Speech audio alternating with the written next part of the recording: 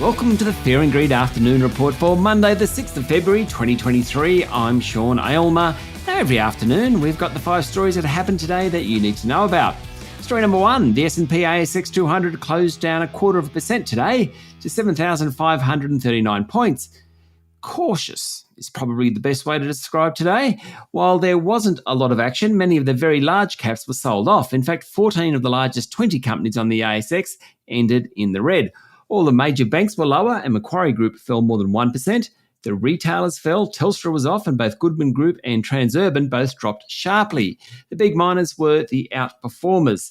Among the worst performers were Sayona Mining, Core Lithium and Lake Resources. All of those ones are lithium companies. The best performer was Newcrest Mining. I'll tell you about it in a moment.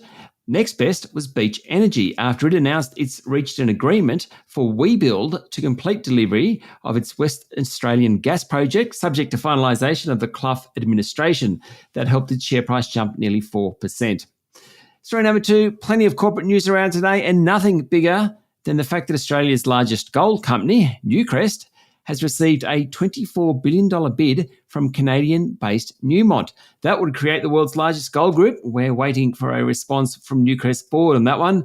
Aurizon has received approval from the Australian Competition and Consumer Commission for the sale of its East Coast Rail business to Magnetic Rail.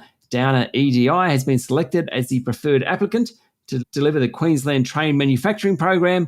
And Nick Scali reported a big jump in revenue and profit for the half year to the end of December, but couldn't prevent a 13% drop in its share price. Story number 3, the politicians are back in Canberra. Treasurer Jim Chalmers said Australians need to be realistic about prospects for 2023. His comments came ahead of tomorrow's meeting of the Reserve Bank Board, where interest rates are set to rise by another 25 basis points. Also, Defence Minister Richard Marles said an announcement about the details of Australia's acquisition of nuclear-propelled submarines is imminent.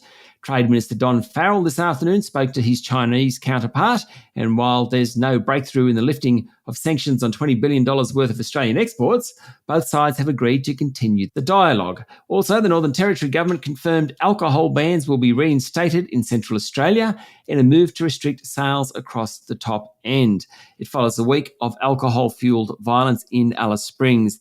Prime Minister Anthony Albanese noted today that the solution wasn't just about alcohol, and the federal and territory governments will spend $250 million on a safer future plan for the territory.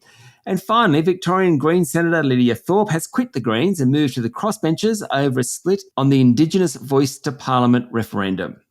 Story number 4, lithium explorer AVZ Minerals today said the Democratic Republic of Congo's mining minister has ordered the revocation of a decree that granted AVZ's operating partner a mining license for the joint venture's lithium project. It's very bad news for AVZ, which has been in its trading suspension since May last year. Now, AVZ had boasted about its ownership of the world's richest lithium deposit, but the statement from the Congolese government identifies persistent conflicts between the joint venture shareholders, which it says are likely to paralyse the lithium operations at a time of urgency.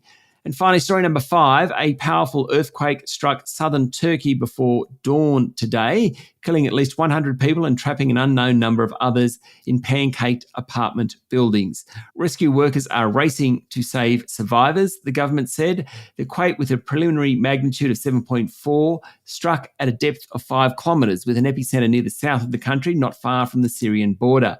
The quake caused damage and left casualties in at least 10 provinces in Turkey. So far, that country has reported 38 deaths, and Syrian state media said 62 people have died. And Syrian state media said 62 of its residents have died.